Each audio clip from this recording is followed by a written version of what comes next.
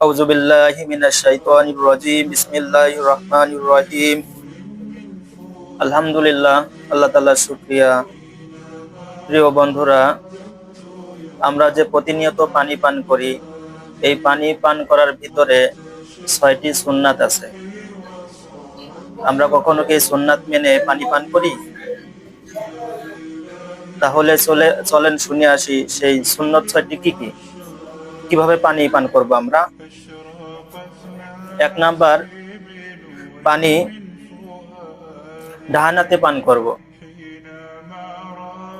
২ number, পানি বসে পান করব। ৩ নাম্বার, পানি দেখে পান করব।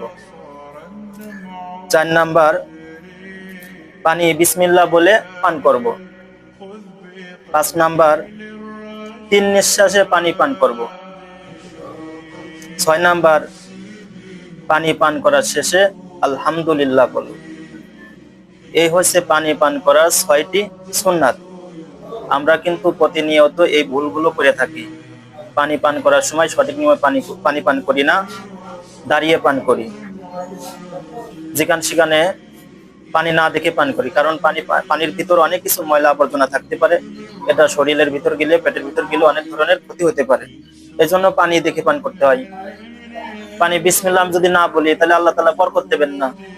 আমি কেন পানি পান করার সময় বিসমিল্লাহ বলবো না? আল্লাহ তাআলা আমার যে বরকত রাখছেন, রহমত রাখছেন, এই বরকত আমার দরকার।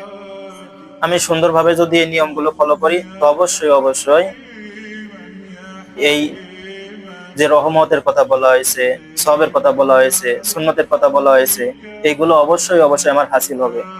আর একটা সুন্নত জিন্দা হলো, একটা সুন্নত জিন্দা মানে কি?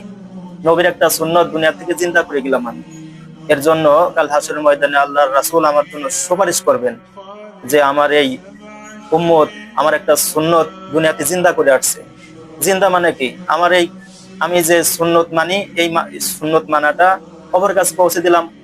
আরেকজন মানুষ এই সুন্নত মানলো, এইভাবেই তো জিন্দা হয়। এইভাবে সুন্নত দুনিয়ার ভিতরে জিন্দা থাকে। আর আমি আপনি যদি এই সুন্নত যদি না মানি, তাহলে এই সুন্নত গুলো জিন্দা থাকে না, এটা আস্তে আস্তে বিলুপ্ত হয়ে যায়।